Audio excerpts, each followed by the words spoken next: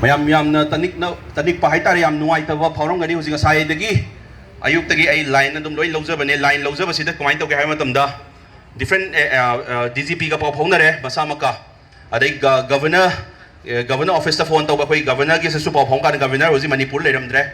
ado governor gi office ka su loima paw phonare ado makoi han badadi information se kitang kero tarambagi type tawe duna yam kana clear oiram da bai ta dun hoji akoi gi Bisempur gi SP OC paw phonare Imphal West ki paw phonare aduga adu I jaga adu da lairiba khara akoi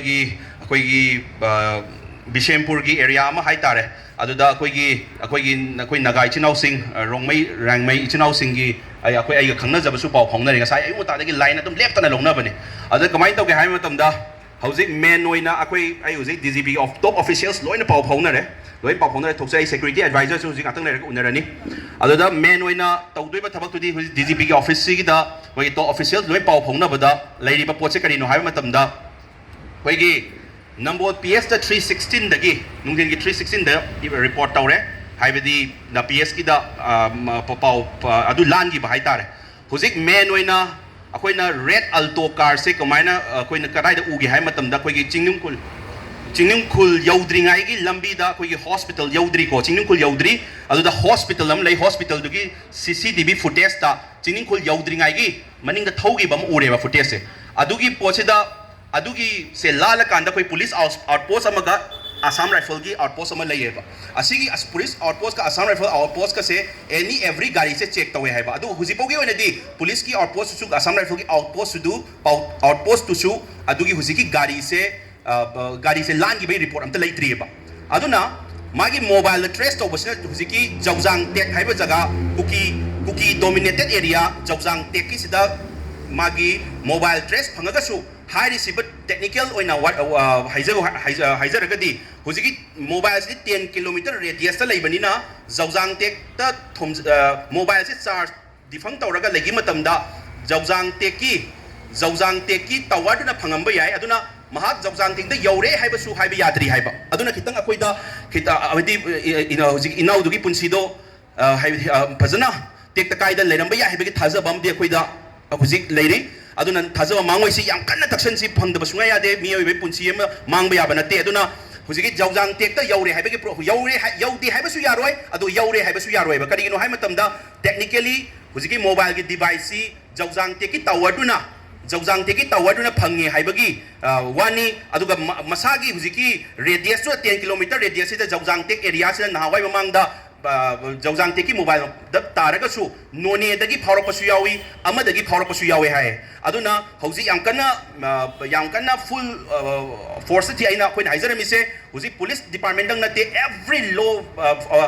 forces haitare security forces security personnel lo yausan biro aduga angang sigi punsi se angtang kansi yamna di chahi kunda suri bangang ni kaim khangja bangang nate hoi lamhang na re mahakna aduna chatlu bagi mafam maram dudi khoi mahakna haidragadi khangaroi mangodagi hangsi phangakanda adubu hauji yau haibadi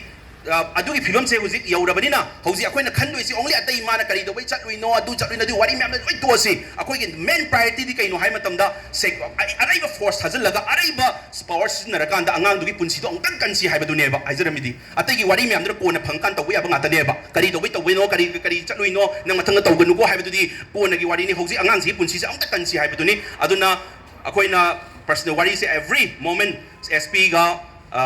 koi DGP adagi ADGP law and order law aiga tastabudi lairi adubu huzi main di kari no hai matamda action lokhataba haibadudi ngatangi manung khangani haibadi huzi poti loi thiri haibado koi su pau phangni Manipur se pikraba jaga ni kanana kari tawrim no haibase koi pau loi phangni asidi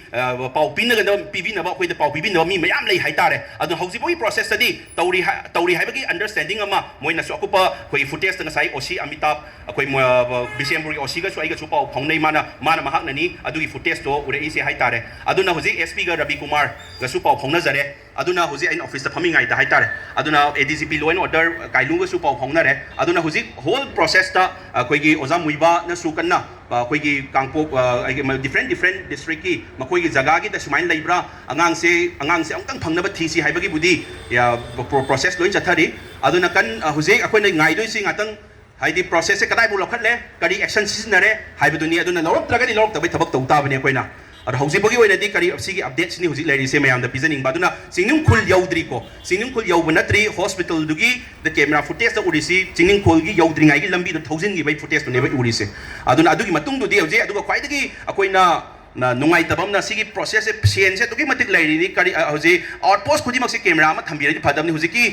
police lawn the highway मफम police outpost दसु camera पांदी हायबा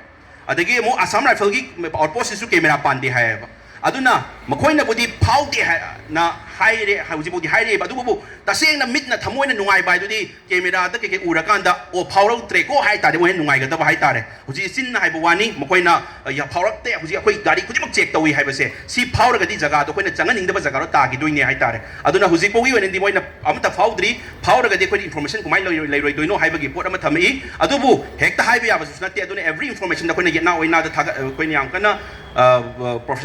हंजरी हाइतारे अदुना इमाइबेन ma'am याम नुंगाइते नुंगाइबदी अदुसु हौजे अखोइ ma'am ngатꯪ येंमिनरा करी process लौखली येंकांदा अखोइ ma'am update लौमिनरा कांदा मथंगी step से पाइखलनब तौसेन ma'am दा हाइजरी